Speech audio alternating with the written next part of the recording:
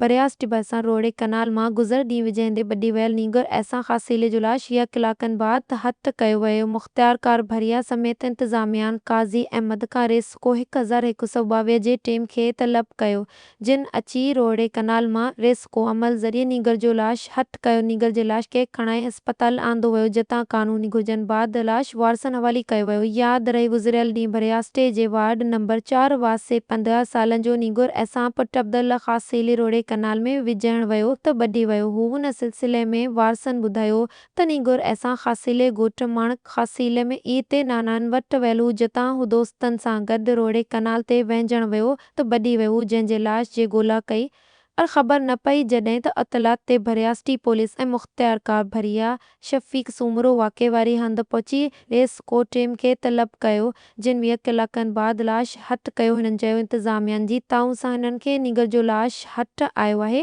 ॿिए पासे नीगर जो लाश घर पहुचण ते कहराम मची वियो। अमर खे बेहोशी जा दौरा पइजी विया। ॿुधायो पियो वञे त ऐसा ख़ासीले शहर में अटे जी मशीन ते कमु कंदो हो। वी जी मोकल हुजण ते रोड़े कनाल में विझण वियो हो। सब्सक्राइब कयो अवामी न्यूज़ HD खे ऐं ताज़ा तरीन ख़बरुनि लाइ ॾिसंदा रहो अवामी न्यूज़ HD।